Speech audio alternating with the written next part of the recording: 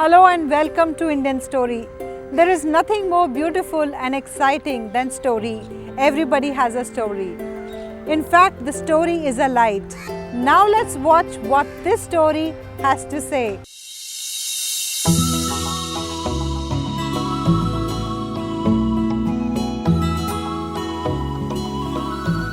नमस्कार भाइयों और बहनों, मेरा नाम विनोद सानी है। मैं एक प्रैक्टिसिंग चार्टर्ड अकाउंटेंट हूँ।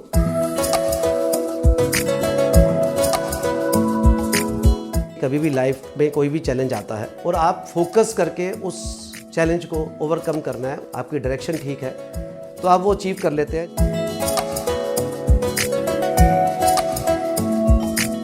जब भी मुझे लगता है कोई टफ़ टाइम है या मुझे लगता है कि मेरे ऊपर कोई मुश्किल आ रही है, मुझे कुछ चैलेंजेस आ रहे हैं जिसमें मुझे कुछ मुश्किल लग रही है, प्रे करता हूँ वैष्णो देवी का, और मुझे हमेशा हेल्प मिली है। मेरा एक विश्वास है कि वो हमेशा मेरे साथ हैं।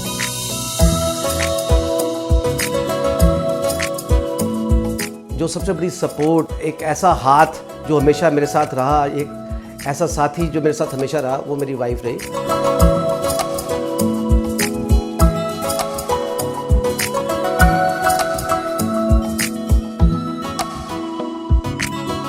I was born and brought up in Delhi only. मेरा जो जन्म या बर्थ प्लेस है वो वेस्ट दिल्ली रमेश नगर में था, और काफ़ी सालों से, लगभग 40 सालों से मैं कालका जी और इसके अराउंड एरिया में साउथ दिल्ली में रह रहा हूँ।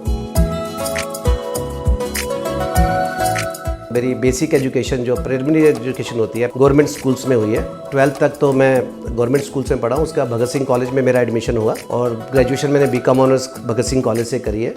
और thereafter I started by CA in 1984 और I qualified in 87 as chartered accountant, and thereafter I started my practice. मेरे पिताजी, इनका नाम सरदारी लाल सानी था, पाकिस्तान से वो शिफ्ट हुए थे, पेशावर के रहने वाले थे। तो वो जब आए थे इंडिया, या 1947 में जब डिवीज़न हुआ, छोटी सी उम्र में वो आ गए थे यहाँ पर भी कोई सपोर्ट अवेलेबल नहीं थी। तो सारा कुछ उन्होंने शुरू से बनाया अपना, दिल्ली में, फिर हरिद्वार में, मेरठ में, कहीं कहीं वो गए, उन्होंने जो काम मिला उन्होंने किया, और अपने आप को एक, कहना चाहिए, एक स्टैंडिंग बनाई। जो उन्होंने एक्सपीरियंस अर्न किया वो हमारे साथ ओवर द पीरियड में शेयर किया। उसमें सबसे बड़ा उन्होंने जो हमें बोला चाहिए प्रेरणा दी, वो ये दी कि एजुकेशन जो है ना वो मस्ट है। आप एजुकेशन पूरी प्रॉपर लेंगे तो आपकी जो स्ट्रगल है वो कम होगी। आप जिस जगह पे पहुंचना चाहते हैं, जो विज़न आपका है, वो उसको अचीव करने में आपको हेल्प होगी। और उस कारण से हमारे सब भाई बहनों ने अच्छी एजुकेशन दी, और मेरे को भी, जो मैं आज की डेट में हूँ, तो बहुत कुछ रोल मेरे फादर का रहा है इसमें, और उनका पुश रहा है, कॉन्टीन्यूस पुश रहा है मेरी ग्रोथ में और मेरी सारी स्टडीज़ में। मेरी मदर का नाम निर्मल साहनी है। वो आज 85 ईयर्स के आसपास की एज है उनकी। हम लोग उनके साथ रहते हैं। लेकिन मेरी मदर जो शुरू से रही वो हाउसवाइफ रही, और एक मिडिल क्लास जो वुमेन होती हैं, अपनी फैमिली को पालना, सारा ध्यान, सारा कंसंट्रेशन उस तरफ रहता है, सारा ध्यान उनका उसी में रहा। जो बेसिक फैसिलिटीज़ बच्चों को चाहिए होती है वो सब में सपोर्ट करना, कोई उनको मुश्किल ना हो, उनकी स्टडीज़ के ऊपर उनका कंसंट्रेशन रहे, घर का माहौल ठीक रहे, फैमिली इकट्ठी रहे, इन सब चीज़ों में जो उनका रोल रहा है वो तो मतलब उसका कोई जवाब नहीं दिया जा सकता। हम आज की डेट में भी एक कहते हैं कि शायद आज की डेट में हम इतनी मुश्किलें सह ही नहीं सकते, उसके बावजूद यहाँ तक पहुँचाना बच्चों को। आज सारे सक्सेसफुल बच्चे हैं उनके, हम 4 भाई बहन हैं, चारों अपने अपने लाइन में सक्सेसफुल हैं। तो इसमें बहुत बड़ा रोल मदर का होता है, और मेरी मदर ने भी वो रोल प्ले किया। हम 4 भाई बहन हैं, 2 ब्रदर और 2 सिस्टर्स। मेरे से जो इमीडिएट छोटी बहन है उसका नाम सुप्रिया मेहरा है, सबसे छोटी मधु अरोड़ा नाम है। बड़ा ब्रदर है जिसका नाम भारत भूषण साहनी है, वो मेरे से 2 साल के करीब बड़ा है, और वो मारुति में काम करते थे, अभी रिटायर हुए हैं। मेरी 2 सिस्टर हैं, छोटी हैं दोनों मेरे से, दोनों वर्किंग हैं, प्राइवेट जॉब्स करते हैं दोनों, और हम चारों भाई बहन दिल्ली में ही बेस्ड है। और बड़ा प्राउड फील होता है कि आज की डेट में जो चारों भाई बहन हैं, उन चारों भाई बहनों में एक बच्चा जो है CA कर रहा है या कर चुका है। तो हम चारों भाई बहन आपस में काफ़ी प्यार मोहब्बत से रहते हैं। दिल्ली में ही सबके सब बेस्ड है, और उनके बच्चे भी, यानी हम सब के बच्चे भी, वो भी सारे एक दूसरे के साथ बड़े इन्वॉल्व रहते हैं। Relationship is really good.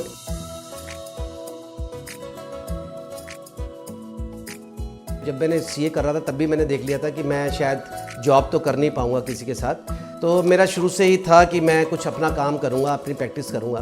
तो इंटरेस्ट शुरू से प्रैक्टिस में था। तो जब मैंने 87 में क्वालिफाई किया तो फॉर ए ईयर और सो आफ्टर दैट मैंने कंटिन्यू किया उसी फर्म में जहाँ से मैंने आर्टिकलशिप करी थी। और उस एक साल में मैंने वो सब सीखा जो एक प्रैक्टिसिंग चार्टर्ड अकाउंट के लिए रिक्वायर्ड होता है, बेसिक नॉलेज ज़रूरी होती है। वो सब सीखने के बाद जब मुझे लगा कंफर्टेबल हूँ, I can start my own practice, I started in 1988। I started A firm in the name of Sharma सानी एंड सेठ with my friend and old friend, and वो भी चार्टर्ड अकाउंट 1988 में क्वालिफाई किए थे, संजय शर्मा जी। तो उनके साथ मैंने 1988 में शर्मा सानी एंड सेठ करके पहला स्टार्ट करी। उसके बाद 2001 तक हम इकट्ठे रहे। 2001 में हम सेपरेट हुए, 2 फर्म्स बन गई। उसके बाद कंटिन्यू करते रहे फर्म। आज की डेट में जिस फर्म में हम हैं उसका नाम VSD एंड सेठ है। 2009 में हमने कई सारी फर्म इसके अंदर मर्ज करके इस कंपनी का नाम VSD एंड सेठ रखा। इस कंपनी में आज 11 पार्टनर हैं, 11 चार्ट अकाउंट हैं और इसकी 4 ब्रांचेस हैं और अराउंड 100 के करीब स्टाफ है। और इस ऑलमोस्ट 34 ईयर्स नाउ, 35 ईयर्स होने वाले हैं इस कंपनी को। और I am managing partner of this firm.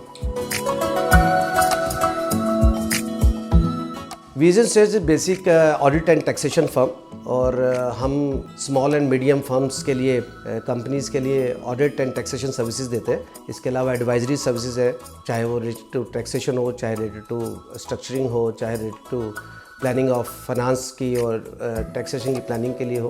तो हमारा जो क्लाइंट बेस है वो normally small and medium companies and service industry रही है, चाहे वो मैन्युफैक्चरिंग भी है, सर्विस भी है एंड NBFCs भी है।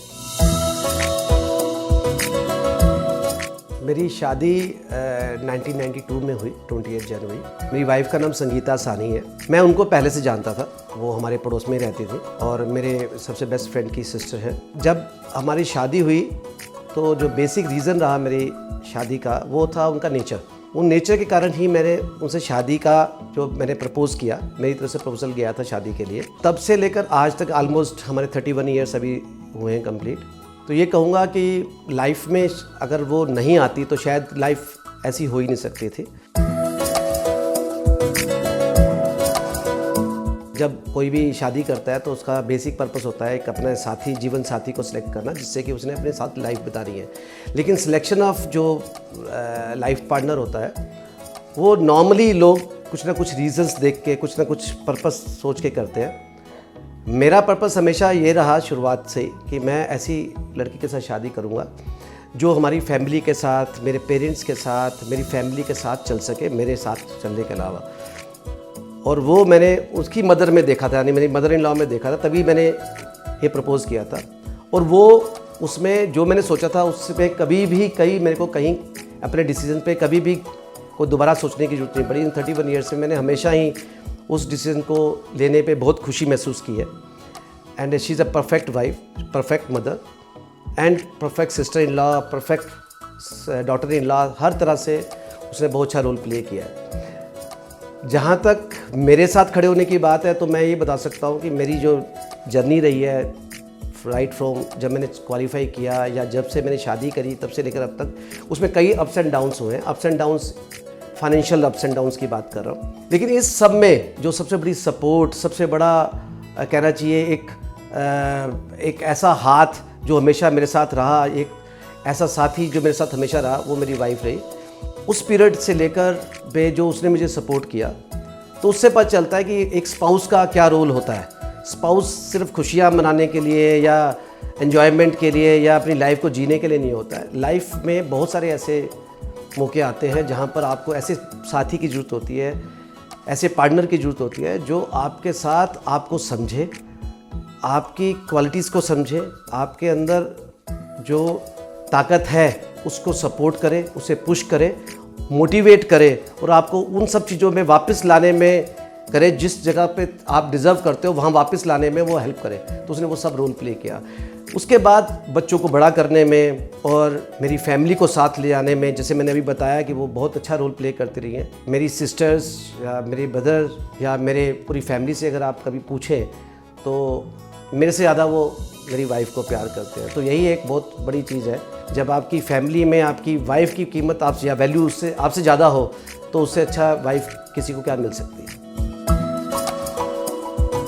मेरे 2 बच्चे हैं, एल्डेस्ट इज डॉटर, उसका नाम ऐश्वर्या सानी है। मेरी बेटी चार्टर्ड अकाउंट है, शी वर्क्स विद मी। मेरी बेटी ने मेरे साथ ही ऑफिस में है, but she started a new startup. उन्होंने एक नई कंपनी खोली है, insurance brokership, and she is heading that company. मेरा बेटे का नाम मयंक सानी है, उसने अभी रिसेंटली ही जस्ट क्वालिफाइड एज, उसने LLM किया है, he is right now in UK। दोनों बच्चों ने काफ़ी मेहनत करी है अपने करियर के लिए। ये कहना चाहिए कि एक लव एंड अफेक्शन का जो माहौल हमारे घर में रहा है, वो इन बच्चों के साथ, मेरी वाइफ के साथ, मेरी मदर के साथ, वो बहुत ही ऐसा है जिसको मैं चाहता हूँ ज़िंदगी भर हम ऐसे ही रहें। मेरी बेटी की अभी शादी हुई है रिसेंटली 1 महीना पहले, और मेरे सन इन लॉ का नाम आयुष जुनेजा है। He is MBA IIM Ahmedabad से, वेरी नाइस बॉय। हमारा 3 बच्चे हो गए, अब पहले 2 थे तो अब 3 हो गए। एंड मेरे को तीनों इक्वली बराबर अच्छे लगते हैं। एंड वो तीनों ने हम सबको बहुत प्यार दिया है, और हम उम्मीद करते हैं कि ऐसे ही वो सुखी जीवन जिए ज़िंदगी भर, जैसे हम लोगों ने जिया है, वैसी खुशियाँ उनके साथ हमेशा रहें। इंस्पायर करने की बात करें तो मेरे को बहुत सारे लोगों ने इंस्पायर किया है, लेकिन मेरे फर्स्ट इंस्पिरेशन या सबसे बड़े जो इंस्पिरेशन है वो मेरे फादर ने मुझे दिया। जो उन्होंने बताया अपनी लाइफ के बारे में, जब हम छोटे थे तभी वो बहुत बातें करते थे, कैसे कैसे वो आए इंडिया में, किस तरीके से अलग होने के बावजूद भी फैमिली से किस तरीके से उन्होंने अपने आप को संभाला, कभी बुरी आदतों में नहीं पड़ा। इतनी सारे गलत लोग उनके साथ जुड़े, बहुत सारे गलत तरीके मिले उनको पैसा कमाने के, लेकिन उन्होंने उस तरफ ध्यान नहीं दिया। उन्होंने हमेशा कोशिश करी कि फैमिली के साथ रहें, फैमिली बनाएं, फैमिली को बड़ा करें, बच्चों को बड़ा करें, उनको एजुकेट करें। तो जब जैसे जैसे वो चीज़ें मैंने सुनी, देखी, एक्सपीरियंस करी, जो इंस्पिरेशन मुझे उन्होंने दिया वही मेरी लाइफ में आज तक चल रहा है। छोटी छोटी इंस्पिरेशंस तो लाइफ में मिलती रहती हैं, टीचर्स दे देते हैं, फ्रेंड्स दे देते हैं, रिलेटिव्स दे देते हैं, कुछ चीज़ें कहीं से, कुछ चीज़ें कहीं से मैंने ली, लेकिन जो मेजर इंस्पिरेशन है वो मेरे फादर रहे हैं मेरी लाइफ में। लाइफ का जो थ्रू आउट पीरियड रहा है, इसमें कई सारी चीज़ें समझने को मिलती है, सीखने को मिलती हैं, लेकिन लाइफ जो है ना, वो है तो एन्जॉयमेंट का ही काम। अगर आप लाइफ को सोचेंगे कि मैं किश्तों में एंजॉय करूँगा, तो वो नहीं है। लाइफ जो मैं समझता हूँ कि आप किसी भी हालात में हैं, किसी भी हाल में हैं, आपको उसके साथ जीना है, उसी पीरियड में ही आपको एंजॉय भी करना है। लाइफ को अगर आपने एंजॉय करना बंद कर दिया और लाइफ के साथ अगर स्ट्रगल भी चल रही है, उस स्ट्रगल के पीरियड को भी आपने एन्जॉयमेंट के साथ पूरा करना है, क्योंकि समय तो जाएगा ही जाएगा, आगे हर चीज़ चेंज होगी। लेकिन अगर आप सोचेंगे कि मैं लाइफ को तब एंजॉय करूंगा, तब जब यहाँ पहुँच जाऊँगा तब करूँगा एंजॉय, तब तक तो मेरे पास एंजॉयमेंट के लिए ना तो टाइम है, ना मेरे हालात हैं, तो मेरी वो सोच रही नहीं है। मैं आज भी, और आज से 20 साल पहले भी, आज से 40 साल पहले भी, हमेशा लाइफ को साथ साथ एंजॉय करता रहा हूँ। और मेरा ऑब्जेक्टिव यही रहा है कि जब तक ज़िंदगी है उसको लाइफ को जीना चाहिए। लाइफ में हर तरह का जो पॉसिबिलिटीज़ आपको एंजॉय करने की मिलती हैं, उसे ज़रूर एंजॉय करना चाहिए। बहुत सारे चैलेंजेस आए भी लाइफ में और आते भी रहेंगे। मैं नहीं समझता कि चैलेंज आना बंद हो जाता है लाइफ में कभी भी। आज भी अचानक कई चैलेंजेस आ जाते हैं। पैसा आ जाने से चैलेंजेस ख़त्म हो जाएंगे, ऐसा नहीं है लाइफ में। उस चैलेंज को जब फेस करते हैं या सामना करते हैं या उसको ओवरकम करते हैं, वो एक प्रोसेस आपको एक्सपीरियंस लाइफ सिखा जाती है। एक तो ये है कि आपको सबसे पहले सपोर्ट सिस्टम आपका अवेलेबल होना चाहिए। कभी भी लाइफ में कोई भी चैलेंज आता है और आप फोकस करके उस चैलेंज को ओवरकम करना है, उस पर फोकस रहे, आपका ध्यान उस तरफ होना चाहिए जहां आपने पहुंचना है।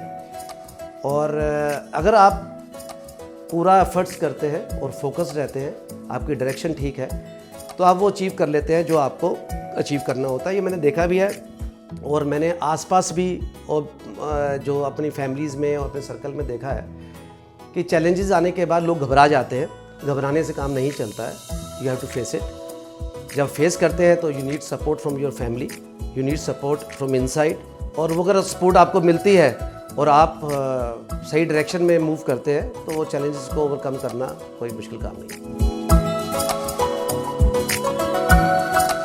घूमना मेरा एक एक हॉबी रही है कि खास अलग अलग डिफरेंट जगह पे जाना। छोटे छोटे ट्रिप्स हमने इंडिया में लगाए। इंटरनेशनली तो मैंने ऑलमोस्ट सारा यूरोप घूमा हुआ है, और सिंगापुर, मलेशिया और थाईलैंड, दुबई, ये सब जगह मैं गया हूँ। मेरे को हिल्स बहुत अच्छी लगती हैं। मैं कोशिश करता हूँ कि मैं जब भी मौका मिले मैं किसी न किसी हिल स्टेशन को विज़िट करूँ। मैं जितने भी हिल स्टेशन गया हूँ उन हिल स्टेशन में मेरे को कश्मीर बहुत अच्छा लगता है। कश्मीर में चाहे वो पहलगाम हो। क्रिकेट खेलना वाज माय फर्स्ट हॉबी, या कह लो आज तक भी वो चल रहा है। अब वो खेल नहीं पाते तो अब देखने का शौक़ है, उसके बारे में नॉलेज लेने का, अपडेट रहने का आज भी शौक़ है। आज भी मैं कोई भी क्रिकेट का कोई भी मैच होता है तो कोशिश करता हूँ कुछ ना कुछ टाइम मिले तो देखूँ ज़रूर। करंट अफेयर्स में मेरा बहुत शौक़ है। करंट अफेयर्स में मेरे को अपने बारे में, अपने कंट्री के बारे में, वर्ल्ड के बारे में जानना, सुनना, न्यूज़ सुनना, ये मेरे बेसिकली शुरू से हॉबीज़ रही हैं और आज भी मेरे को बहुत अच्छा लगता है। सॉन्ग्स, खासकर बॉलीवुड सॉन्ग्स का बहुत शौक़ रहा है। ओल्ड सॉन्ग्स आज भी सुनता हूँ। जो फेवरेट सिंगर हैं शुरुआत के मोहम्मद रफ़ी और किशोर कुमार। बहुत सारी मूवीज़ हैं, हिंदी मूवीज़ हैं वो जो मुझे बहुत अच्छी लगती हैं। फेवरेट मूवी मेरी हमेशा से आनंद रही है।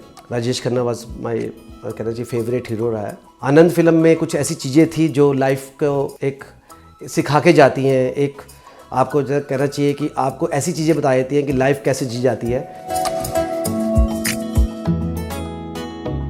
आप जब बड़े होते हो, कुछ एक लेवल पे पहुंच जाते हो तो सोसाइटी ने आपको बहुत कुछ दिया होता है, आपको पता भी नहीं चलता ने सोसाइटी को ने आपको क्या क्या दे दिया। तो मेरी पूरी कोशिश रहती है कि जो मेरे को सबसे इम्पोर्टेंट लगता है लाइफ में, जो मेरे लिए भी इम्पोर्टेंट रहा, वो है एजुकेशन।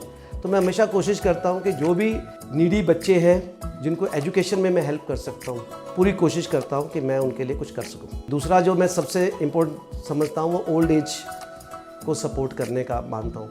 मैं कुछ लोग के साथ मिलकर कोशिश कर रहा हूँ पिछले कुछ समय से कि हम एक कोई ऐसा ट्रस्ट या एसोसिएशन बनाएं जिससे कि हम ओल्ड एज के जो लोग हैं, खासकर वो लोग जिन्हें वैसे फाइनेंशियली प्रॉब्लम नहीं है लेकिन अकेलापन ज़्यादा है, उनको कुछ सपोर्ट सिस्टम प्रोवाइड कर सकें, कुछ ऐसी फैसिलिटीज़ दे सकें कि उनकी लाइफ एंजॉयबल रहे। मैं वैष्णो देवी का बहुत बड़ा भक्त हूँ।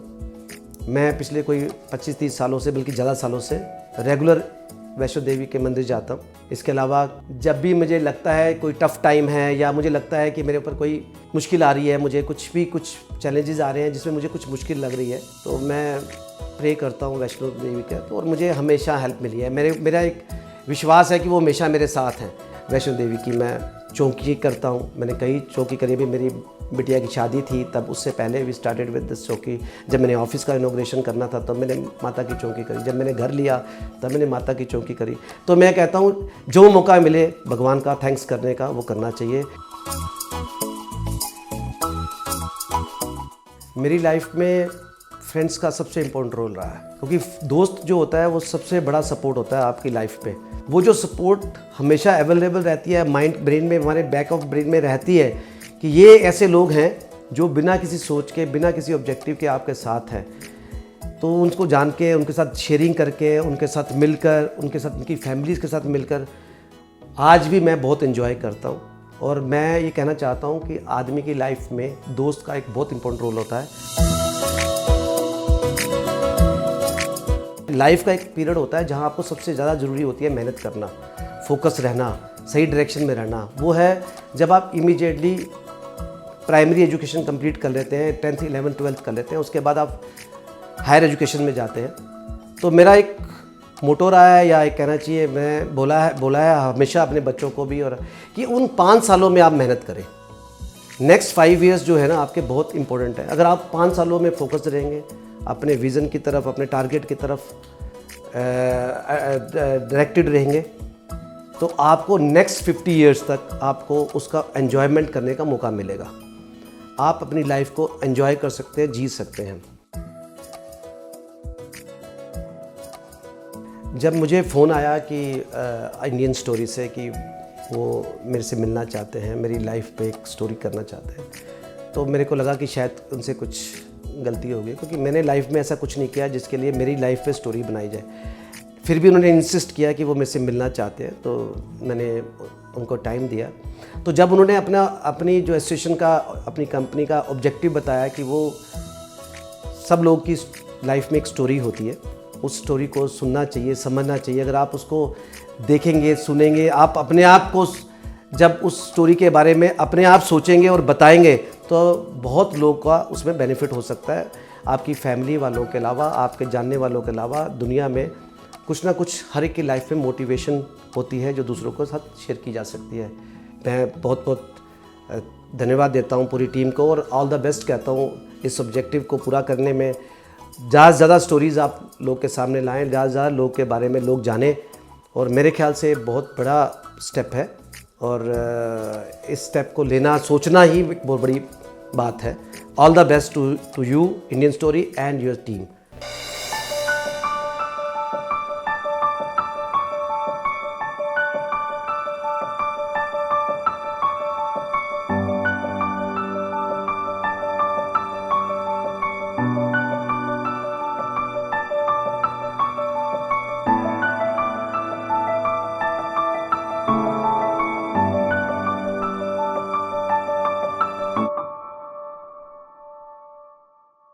Yes, we are all unique.